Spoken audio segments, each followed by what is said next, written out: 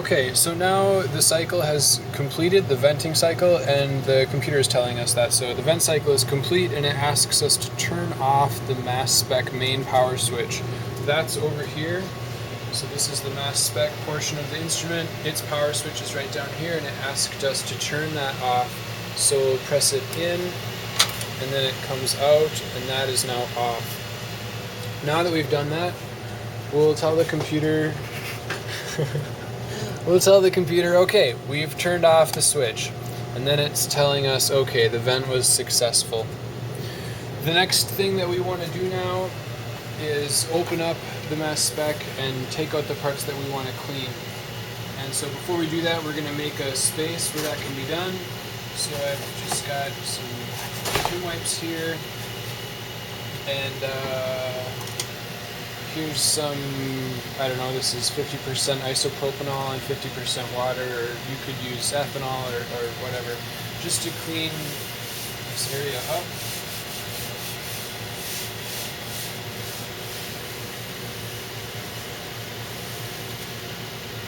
Okay, now we can open this. You do it by lifting right here, and it clicks, and then you pull it out this way. So that comes out, and then off. This is just the shower. That can be set to the side. And now this is the mass spec chamber here, and underneath it is the turbo pump, and this is sort of the control console here. On this machine, our control console, the screen is not working.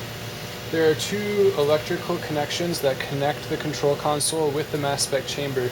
They are this gray one here, and then this kind of ribbony one here. We're going to disconnect both those from the mass spec power board or the motherboard. To do that, we open up these switches like that and pull this out. This one just gets pulled out. Now the next step is to turn off the roughing pump that pumps down the mass spec chamber. That's underneath down here. This is the roughing pump, and there's a switch on the back of it that can be flipped. That turns it off. Now we can release the additional pressure from the mass spec chamber by opening this valve. So we'll twist it in this open direction to open it. And you can hear the air is going inside to equalize the vacuum. While that's happening, I will put on some of these little gloves that we use while handling the mass spec parts to keep them somewhat clean.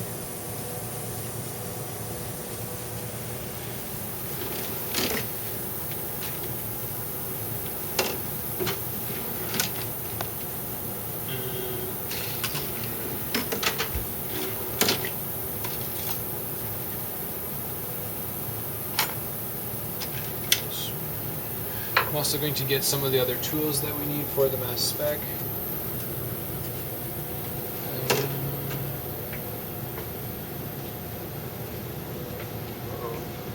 Where's that stuff?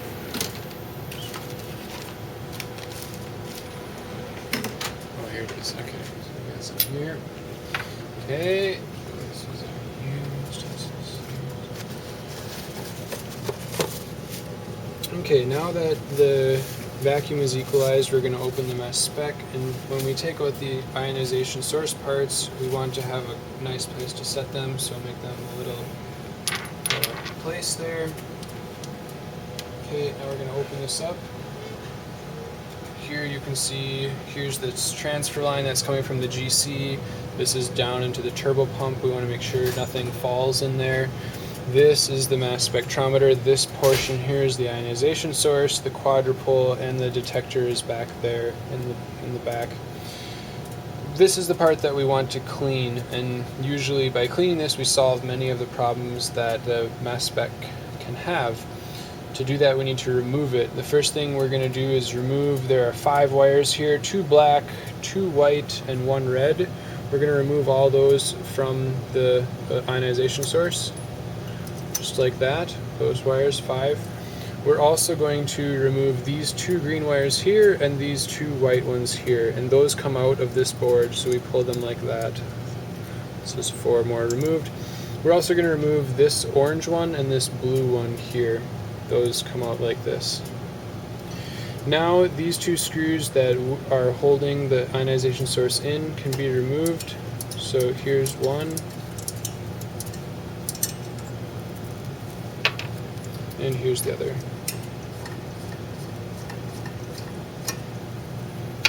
Now the whole ionization source can be slid out and set down here. And now I'm going to also close this opening because we don't want any dust or any particles getting in there, and especially falling into the turbo vac.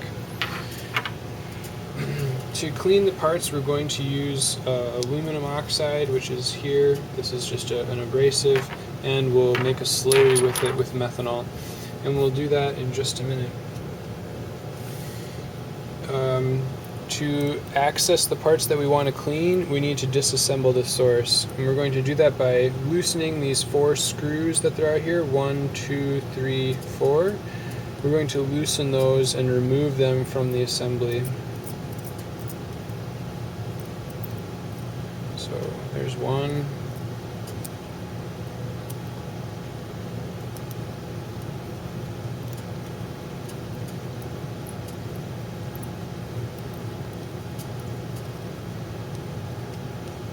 There's 2.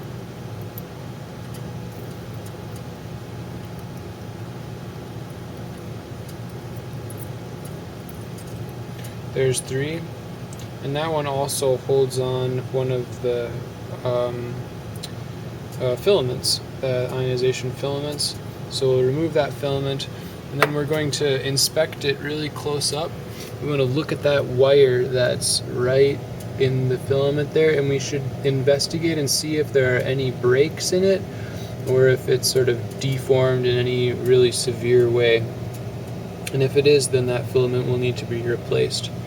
Overall, this one looks okay, and so we'll set it here and we'll put it back in when we reassemble the ionization source. On the other side of the source, we're going to remove the final screw, and this one also holds in an ionization filament, so we'll remove that filament as well. Oops. And we're going to give it the same inspection.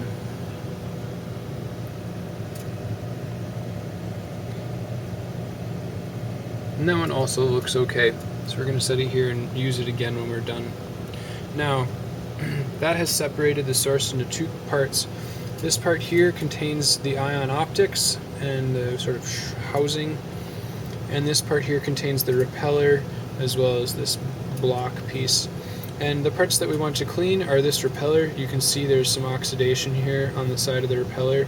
This usually leads to decreased ion yields, and so we're going to remove the repeller by using this sort of hex nut tool to unscrew on the back this nut right here on the back of the repeller. So we'll remove that. There's the nut and the washer that was underneath it. Then we can take out the repeller.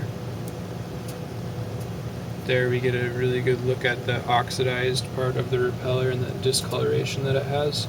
So I'm going to set that on this Kim wipe here. We'll clean that piece. Also in this assembly are these 2 little insulators that insulate the repeller from the surrounding metal jacket. We want to remove those as well if we can. It should not be this hard.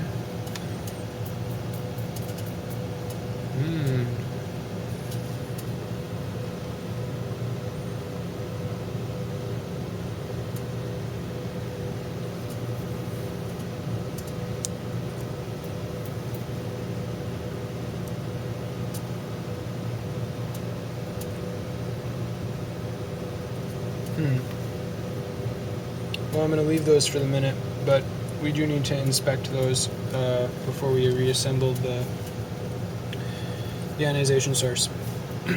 For now, we're going to remove the other components that we want to clean. So this is the other piece, the other piece of the ionization source. It has a small screw on the one side here that needs to be loosened. So we'll open that up. There's the little screw, and then once that's loosened, we can take out the ion optics, which are here, and they're housed inside these insulators as well. So we can gently remove the insulators from the ion optics, and then we'll clean these 2 parts as well. This piece here, also when we tip it, we can also see some other components that were in there. This is a sort of a skimmer type device, or also closes off the one side of the ionization chamber. I can see that there's some oxidation there as well, so we'll clean that.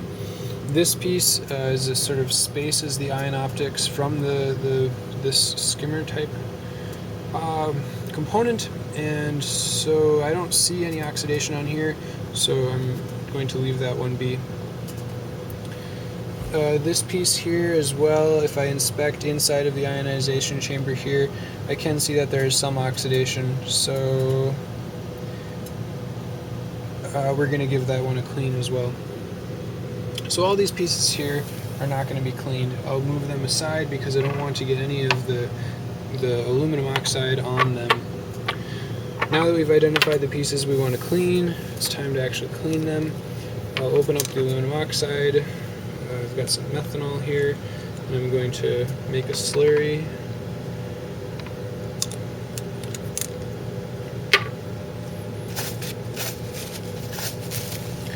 And this is where it can get a little bit messy.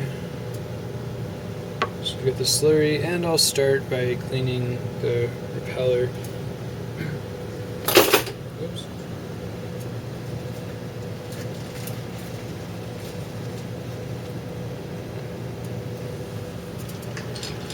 The repeller is the piece that most often needs cleaning, and the way we do it is get some of this aluminum oxide slurry on a Q-tip here, and then scrub the repeller like this. And in the past, we've done this in other ways. We've rubbed the repeller on sandpaper and other things like that, but that seems to leave these depressions in or patterns in the repeller, which I think decreases performance. So we don't do that anymore, and instead just clean it as best we can with this type of scrubbing.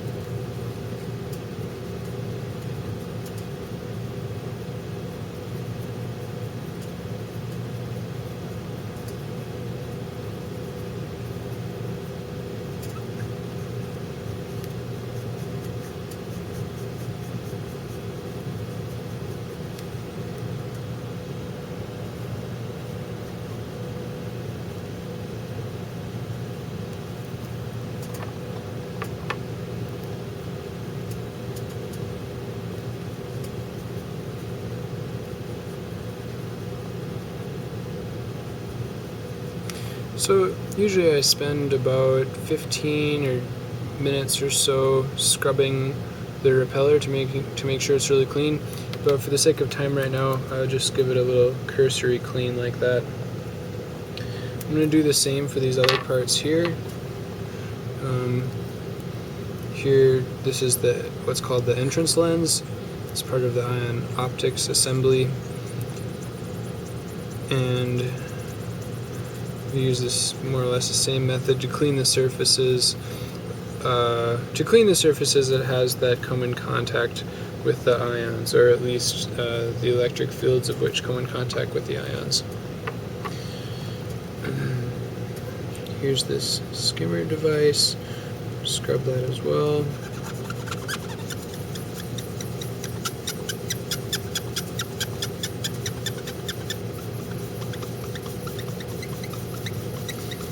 And that's removed a lot of the discoloration, and hopefully this exposes new metal surfaces that can impart electric fields on the ions more effectively than the oxidized surfaces, and provide us with a better functioning mass spectrometer. Here, this part of the ion optics is called, this part is called the focusing lens, and it always has a little bit of discoloration down inside, so I try to scrub that pretty nicely.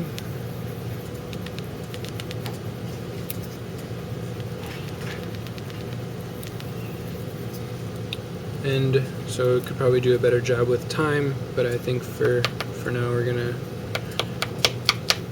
call that good. And now this larger piece,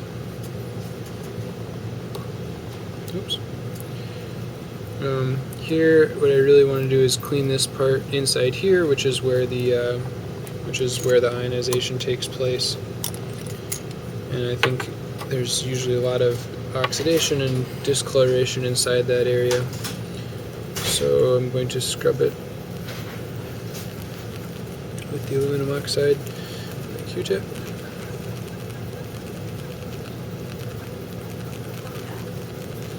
And then I also like to scrub these little areas where the filaments sit. So one filament sits right here, and the other sits here on this side, and those are often pretty heavily discolored. And I don't know if scrubbing them helps a lot, but I feel like it definitely doesn't hurt. So I usually give those a pretty good scrub.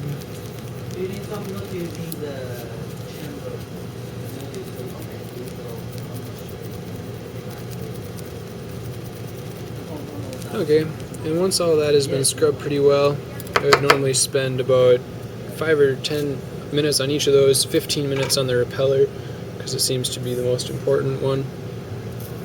Once those are clean, then our next task is to remove the aluminum oxide and then reassemble the whole ionization source. So 1 second. So bye, I'll see you tomorrow. Okay, sounds Yeah, good. I have something done. Yeah, bye. Bye.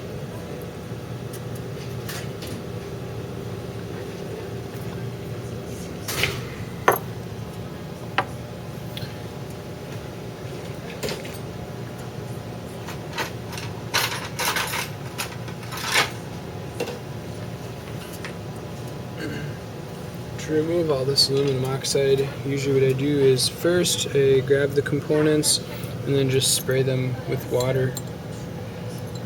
And this usually removes a lot of the aluminum oxide. And then I set them in another clean beaker. And I do this for each component.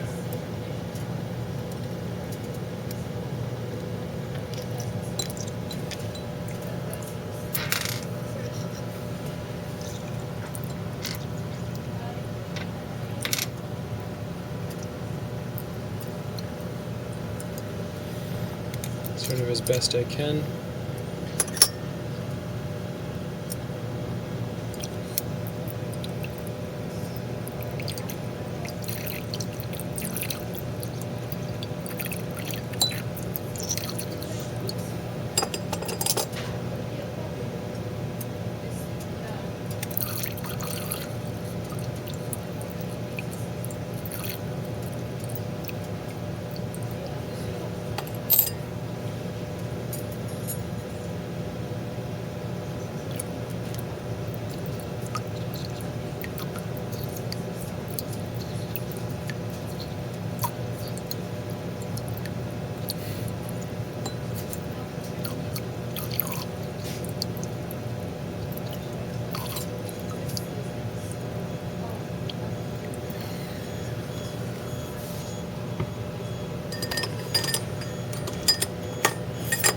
Then once that's done, I put all the components in one beaker and I submerge them in water and then sonicate them for a few minutes to loosen up any other aluminum oxide that might be present. So I'll go ahead and do that now.